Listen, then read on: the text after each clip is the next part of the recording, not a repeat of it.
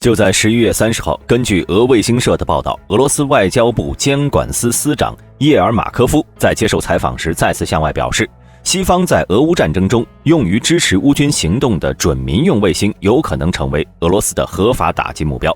听到这里，大兵心中一震，俄罗斯这是要开启太空战啊！但是俄罗斯拿什么攻击太空中的卫星呢？如果俄罗斯发动了攻击，是否会引发第3次世界大战？下面大兵就为打击一一分析一下。11月30号，俄外交部叶尔马科夫在谈及北约国家使用民用卫星支持乌克兰一事时呢，他指控称，以美国为首的北约国家一直在使用他们数量庞大的民用航天器为乌军提供各类军事支援，比如美军利用商业低轨道遥感卫星拍摄俄军阵地，引导乌军进行炮火打击，同时调用星链卫星为乌军士兵提供网络通信服务等等。叶尔马科夫还说道，这种将准民用卫星用在军事战争的挑衅行为会造成严重的问题。如果这些卫星被直接用于针对俄军，那么他们将会成为俄军合理合法反击的目标。也就是说，如果北约各国再不停止，俄军将对这些卫星进行打击。其实呢，这早就不是俄方第一次发出类似警告了。不久前呢，俄外交部军控司的副司长沃隆佐夫就曾经在联合国发表讲话时指出，西方各国借用民用卫星参与俄乌战争是一种非常危险的趋势。他也将此类航天器称之为准民用航天器，并且声称俄方将保留合法反击击落的权利。另外呢，沃隆佐夫还指出，此类行为将模糊军用航天器与民用航天器的界限。未来一旦发生太空战争，会导致双方不得不采取无限制打击的措施，也就是将对方的所有卫星全部击落。事实上，自从俄乌战争爆发后呢，以美国为首的西方国家先后动用了200多民用卫星为乌军提供情报服务，其中最为突出的就是马斯克的星链系统。该卫星系统就不用大兵多说了，凭借着星链的发射价格优势，从星链计划发布到现今，已经有超过3000颗卫星进入预定轨道运行。星链互联网的用户也超过了50万。重要的是，星链与美军有着很多合作，例如在2019年，星链从美国空军获得资助，用于测试星链与美军战机的加密互联网服务。对此，俄罗斯显然也是特别关注星链的。其实早在2月27号，即俄乌战争爆发的第4天，马斯克在推特上回复了时任乌克兰副总理的求助，发文表示星链已经在乌克兰上线。当时星链正在大力推广，马斯克更是在2021年6月表示，1年后将拥有超过50万的星链用户。恰逢乌克兰有此需求，双方便一拍即合，马斯克完成了自己预定的目标，乌克兰则能在俄军一系列空袭后，在短暂停电和基础设施被炸的情况下依然联网。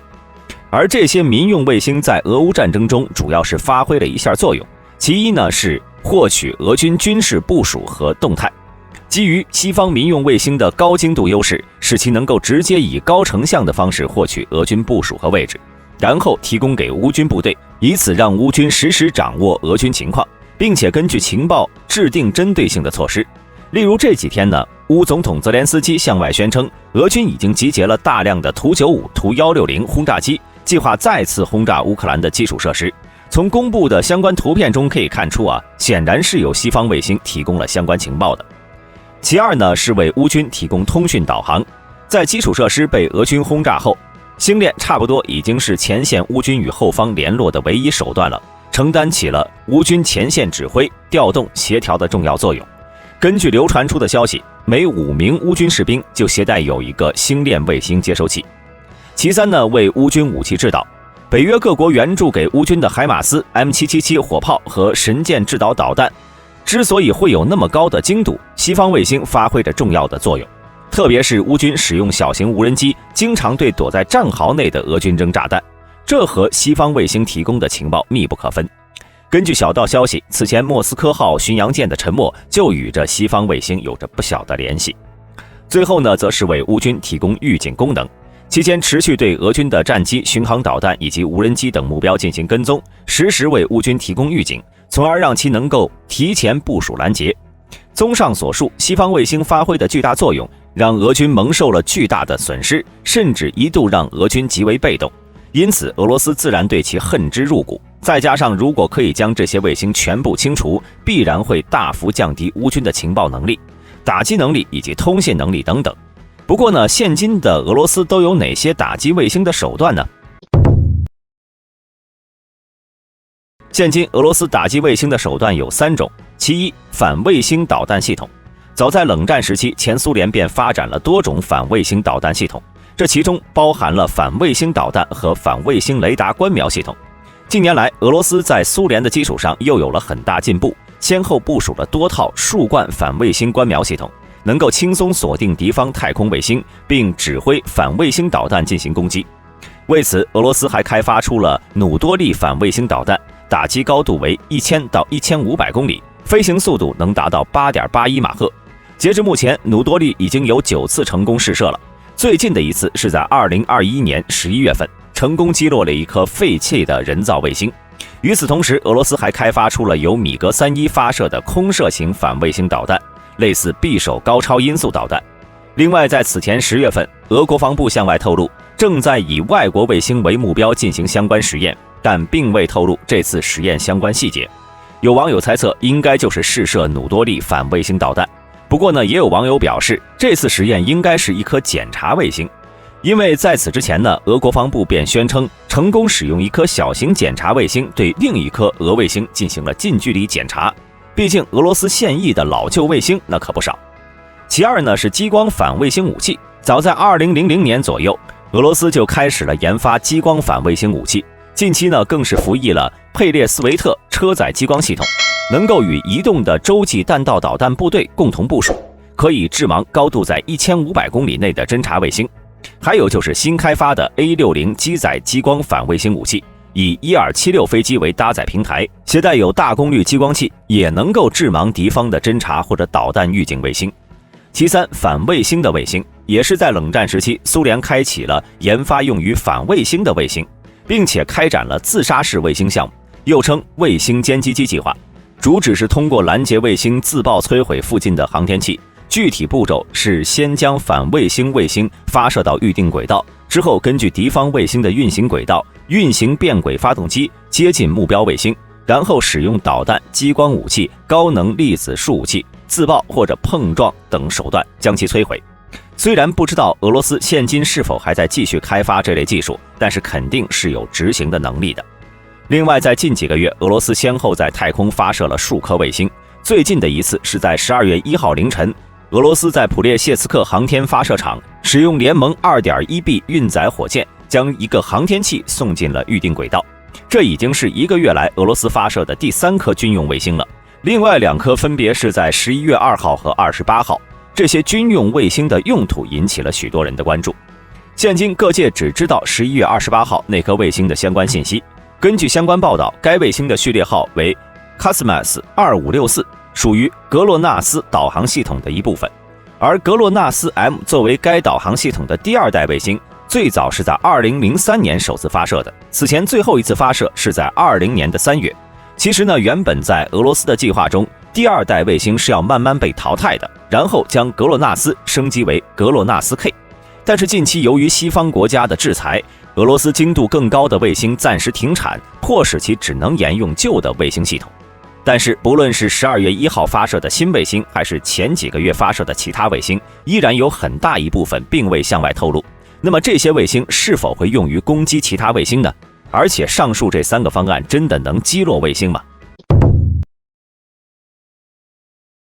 对于上述问题大兵的回答是，虽然俄罗斯宣称可能打击西方的民用卫星，而且具备一定的技术能力，但真的想要实施起来呢，困难非常大。原因有以下几点。其一，西方民用卫星的数量太多。大兵以马斯克的星链为例，按照马斯克之前公布的计划，完整的星链网络将拥有 1.2 万个卫星，未来甚至会拓展到 4.2 万个卫星。其中呢，有4425颗卫星将部署在近地轨道，即地球上方1150到1325公里处。另外还有7518颗卫星将部署在极低地球轨道，即地球上方335到346公里处。这些卫星呢，能够通过与地面通讯、地面基站以及其他星链卫星通讯，实现在地球全方位的信号覆盖，俄军根本无法将其全部击落。其二呢，所需资金太高。不论是俄罗斯使用反卫星导弹还是反卫星卫星，所需要的成本都会非常高，每次可能都需要花费数百上千万美元，并且只能打击特定范围的低轨卫星，无法威胁中高轨或者特殊轨道的卫星。另外，如果目标是星链这种数量庞大的卫星系统，就算俄罗斯能击落1颗、2颗，甚至10颗、20颗，也很难影响星链的整体能力。再者来说，打击卫星时需要进行精确定位和预判的，过程中会消耗大量的燃料和时间，再加上西方民用卫星又非常便宜，比如星链的发射成本才50万，说不定会降到20万美元，效率和效费比非常低。想要打击数千枚卫星，那么俄罗斯根本没有这么多的导弹库存，也没有这么多的卢布。其三，技术还未成熟。大家要知道，不管是反卫星导弹还是反卫星卫星，它们的成功率那都不是100%。根据军事模拟仿真系统的计算结果显示，反卫星作战的成功率还不到10%。至于激光反卫星技术，虽然确实是潜力最大的反卫星技术之一，有着速度快、消耗少，如果是天基反卫星系统的话，甚至能大幅度降低平台变轨的频率，做到1:10、1:100。但是问题是，现今世界上所有的陆基激光反卫星武器基本都还处于实验室阶段，根本没有任何的实战能力。虽然之前曝光的佩列斯维特激光系统，俄罗斯宣称是星链杀手，但现实是该系统的有效攻击范围只有5公里，距离门卡线还有95公里，而且这还是在天气良好的条件下，一旦遇到大雾或者大雪天气，作战范围会被进一步缩小，反卫星作战就更是无从谈起了。要大兵说，成功率最大的是用卫星搭载激光武器，但是想要实现有效打击，还需要解决一个问题，那就是必须拥有足够高的功率。这不仅需要大型激光发射器，还要为其配备一个超大型的储能装置。例如，一个1兆瓦的激光装置以50%的功率运行1个小时，所需的蓄电池的质量就要做到7吨以上。运行期间呢，激光装置会大量发热，所需要的散热系统也会非常庞大。想要建造一个高效的激光反卫星卫星，就必须将各部件拆开发射，然后在太空中进行组装。这难度呢，相当于重新建造一个中型空间站了。因此，俄罗斯想要打击太空卫星，有点痴人说梦的感觉。不过，我们就当俄罗斯可以100%击落卫星，但这是否会造成第3次世界大战呢？大兵的看法是不会，原因是有以下2点。一方面，俄罗斯这次宣称的是打击为乌克兰服务的民用卫星，并不是西方国家的军用卫星。俄罗斯之所以这么说，就是不想让俄乌战争扩大，导致直接和西方各国正面对抗，毕竟打不过是打不过的。西方各国的想法也差不多，比如美国军用卫星肯定是要比民用卫星强的，但是美国却一直租用民用卫星为援助乌克兰，原因就是不想太过刺激俄罗斯，导致战争进一步升级。另一方面呢，是太空没有国界，现今各国虽然都有领土有领空，却没有划定太空领域，一般100公里之上就属于太空了，不属于任何国家。因此，俄罗斯打击民用卫星，就算是损害了民用卫星公司的资产，也并未直接冒犯其国家的领土和主权，因此并不会引发国与国之间的冲突。再加上以俄罗斯的实力啊，最多也就打下几颗民用卫星而已，对于西方国家来说不痛不痒。其实俄罗斯之所以屡次掩盖说的目的，就是为了在卫星情报支持方面，希望能与乌克兰回到同一起跑线。虽然俄罗斯也有自己的格洛纳斯导航系统，但是在这次俄乌战争中，该系统发挥的作用并不大。反观星链在局部战争中起到了决定性的作用。正是由于意识到了乌克兰卫星导航方面的差距和不足，那么俄罗斯才会先下手为强，屡次警告，就算是民用卫星，一旦为乌军提供数据服务，都有可能成为俄军的打击目标。总结来说呢，近期俄罗斯虽然多次宣称要打击西方民用卫星，但应该也就是说说而已。真正想要实施的话，在政治和技术方面都存在着极大的困难。